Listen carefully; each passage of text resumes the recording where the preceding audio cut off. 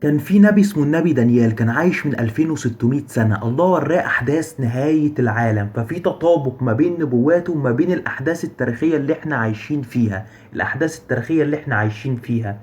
نبدأ بالرئيس ترامب.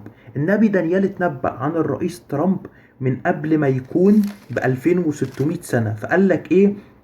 فقال لك: يدخل بغتة على أسمن البلاد، ويفعل ما لم يفعل آباؤه ولا آباء آبائه، يبذر بينهم نهبا وغنى، ويفكر أفكار على الحصون، وذلك إلى حين. اتنبأ النبي دانيال عن الرئيس ترامب كأنه كورش التاني. كورش التاني ده كناية للرئيس الأخير في تاريخ الولايات المتحدة الأمريكية، اللي على أيامه هتحصل نهاية التاريخ وحروب نهاية التاريخ. الرئيس ترامب بيتكلم بالسلام، بس فجأة هيجبر انه يخش في حرب، لان الاتحاد الاوروبي هينشق على امريكا وهيروح يحارب روسيا. خد بالك من الكلام، الغرب الجماعي دلوقتي بينشق نصين. طيب، الغرب الجماعي مكتوب عنه انه هيتشق نصين في كتاب النبي دانيال من 2600 سنة في حلم الملك نبوخذ نصر، اللي شاف نهاية التاريخ. شاف كل التاريخ كناية عن تمثال، وفي رجلين التمثال اللي هو نهاية التاريخ شاف ان رجلين التمثال ده يبقى من حديد ومن خزف. مملكة أخيرة مسيطرة على العالم هتنشق على بعضها البعض. طيب، الملك نبوخذ نصر شاف حلم. جاب كل المجوس والسحرة والأنبياء وقال لهم: عايزكم تقولوا لي الحلم وتقولوا لي تفسيره. شوف الجبروت ده! كان ملك بابل، ملك أقوى دولة في العالم في العصر ده من 2600 سنة. جمع كل المجوس والسحرة وقال لهم: تقولوا لي الحلم وتقولوا لي تفسيره. طبعا المجوس والسحرة والأنبياء ما كانوش عارفين يقولوا له الحلم. هنقول لك الحلم ازاي وانت ما قلتلهولناش؟ فراح طلع في الوسط نبي اسمه النبي دانيال، وهذا النبي دانيال معترف به في الديانات الثلاثة. يعني انا ما بكلمكش عن نبي، ده نبي قوي معترف به في الديانات الثلاثة، هو متخصص في علوم النهايات. الله وراه احداث نهاية العالم. المهم النبي دانيال فسر الحلم لنبوخذ نصر. الحلم ده مختص بنهاية العالم، بممالك نهاية العالم. هي بدأت من بابل، مملكة بابل. في مملكتين جم بعديها، واحنا في المملكة الرابعة اللي هي في عهد الولايات المتحدة الأمريكية، المملكة الأخيرة في تاريخ العالم. فقال له إيه؟ قال له: يا ملك، أنت شفت تمثال راسه من ذهب ورجليه من حديد وخزف.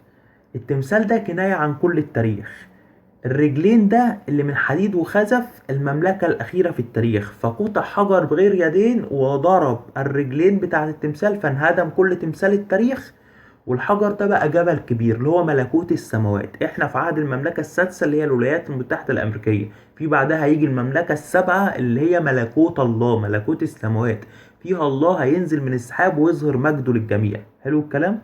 فبيقول لك ايه؟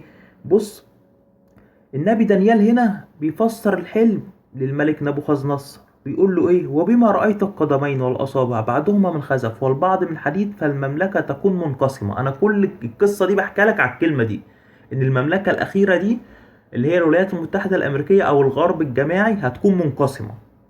طب الانقسام بيحصل فين دلوقتي؟ هتلاقي الرئيس ترامب هو الدين أو المحافظين. حلو الكلام؟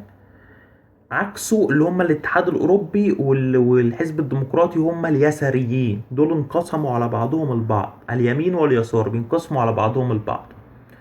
طيب، ايه اللي هيحصل؟ بيقول لك المملكة تكون منقسمة ويكون فيها قوة الحديد. لما قال لك يكون فيها قوة الحديد، النبي دانيال معناها كناية ان هي هتصنع الحديد، هتصنع الغواصات، هتصنع الطيارات، هتصنع الحديد، الأسلحة الحديدية.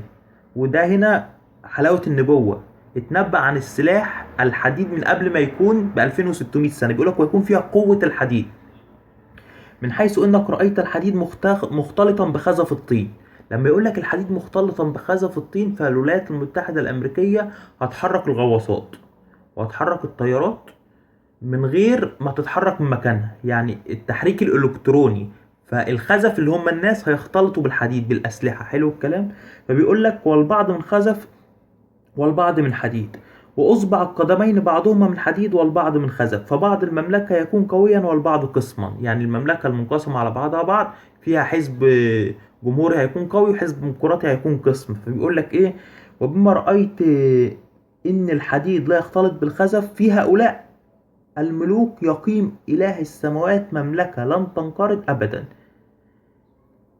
بعد سقوط المملكة السادسة اللي هي الولايات المتحدة الأمريكية والغرب الجماعي، هيقيم إله السماوات مملكة لن تنقرض جد أبدا اسمها المملكة السبعة. فبيقول لك إيه: وملكها لا يترك لشعب آخر وتسحق وتفني كل الممالك وهي تثبت إلى الأبد. الكلام ده مكتوب في الكتاب المقدس في كتاب النبي دانيال. أنا مش جايب لك كلام من نفسي بقوله لك، أنا جايب لك دلايل وقرايات ونبوات قديمة بربطها لك بالأحداث السياسية، وهقول لك المنجد من كل ده بعد شويه. حلو الكلام. فبيقول لك ايه: لانك رايت انه قطع حجر من جبل لا بيدين فسحق الحديد والنحاس والفضه والذهب، يعني كل تمثال التاريخ اتسحق.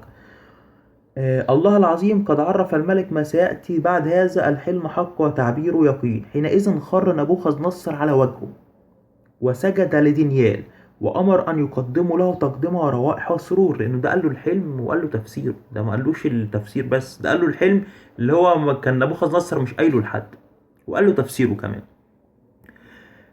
فبيقول لك ايه: بيقول لك الملك نبوخذ نصر بيقول لدانيال، بيقول: حقا ان الهكم اله الالهه ورب الملوك وكاشف الاسرار اذا استطاع على كشف هذا السر.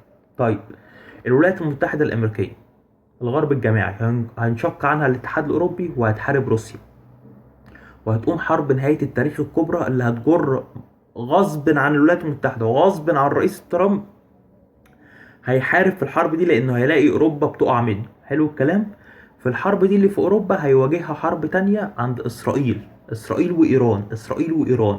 اسرائيل وايران لما يحاربوا بعض اغلبيه الدول العربيه هتخش في الحرب.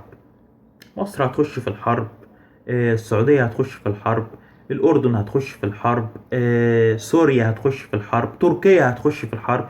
فهيكون في كده دوامة في الشرق الأوسط اسمها حرب هرمجدون الكبرى الأخيرة المشهورة في الديانات الثلاثة. احنا في الأيام اللي هنشوف فيها الكلام ده بعيوننا. طيب، المنجد من كل هذا فين؟ أو فلك نوح التاني من كل هذا فين؟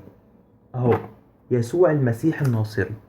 إن أمنت بيه هيكون ليك حياة أبدية. ده اللي مات على الصليب عشان خاطر بني البشر وصنع عليهم طريق العبور. إن أمنت بيه تتغسل من كل خطاياك ويحل عليك روح الله. أما إن رفضت هذه الدعوة ورفضت هذه البشارة وتهاونت في الأمر، هتنزل في الظلمات الأبدية وهيمكث عليك غضب الله. كلام بكل صدق وبكل وضوح، لا بنافق حد ولا بخاف من حد.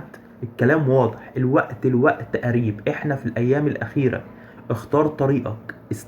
استعدوا يا ناس للقاء إلهكم، لأن مفيش زمان بعد الزمان. الكلام المطلوب مني إن أقوله خلاص أنا كده قلته.